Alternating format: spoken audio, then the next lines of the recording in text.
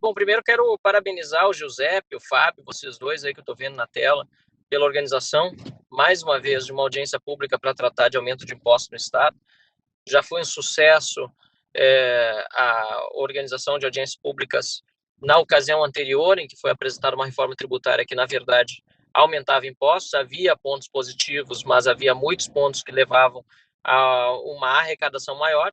E agora a gente vê essa segunda tentativa, né, de manter as alíquotas que já foram majoradas lá atrás, na época de Sartori, quando eu fui deputado estadual, e inclusive por ser o suplente de uma bancada, né, no caso o PP, que estava apoiando o governador, eu acabei deixando o mandato durante alguns dias, poderia ter sido permanentemente, a depender do resultado, pela convicção de que não se poderia aumentar impostos.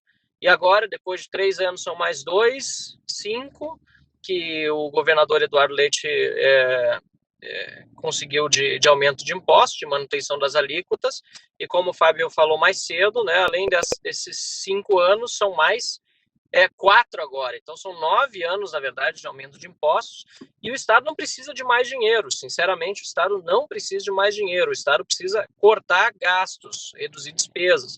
Inclusive, esse ano tem sido um ano de aumento nas arrecadações dos ICMs em vários estados, e a gente precisa tratar desse tema com seriedade. Quem precisa de dinheiro são justamente as famílias brasileiras que estão sofrendo muito com essa pandemia, né? Os empreendedores, como agora mesmo, né, nós ouvimos um relato do Fernando, né, muito preocupado com a situação, e nós aqui em Brasília estamos tratando de uma reforma tributária de verdade que vai ser neutra para o cidadão no cômputo final e que não implique em aumento de impostos. Então, nós precisamos sair dessa ideia de que só com aumento de impostos o governo do Rio Grande do Sul consegue se salvar.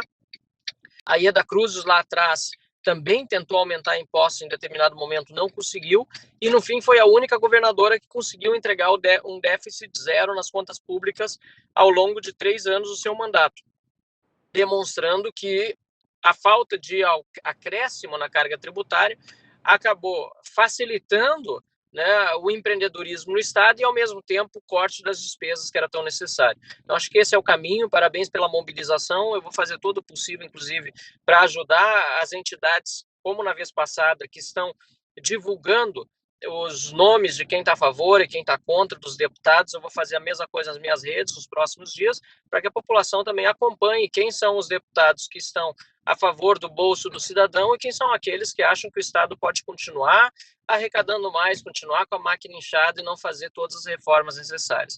Quero, de qualquer maneira, saudar algumas das iniciativas que estão sendo tomadas para reformar a administração pública. Não vou negar alguns dos avanços. As privatizações que estão na pauta precisam avançar, já foram aprovadas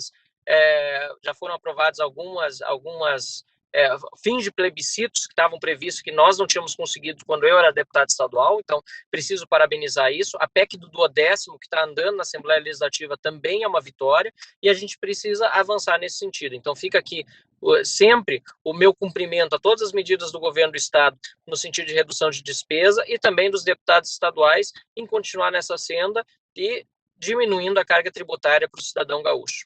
Um abraço a todos e mais uma vez parabéns. Acabei de chegar na Câmara, por ironia.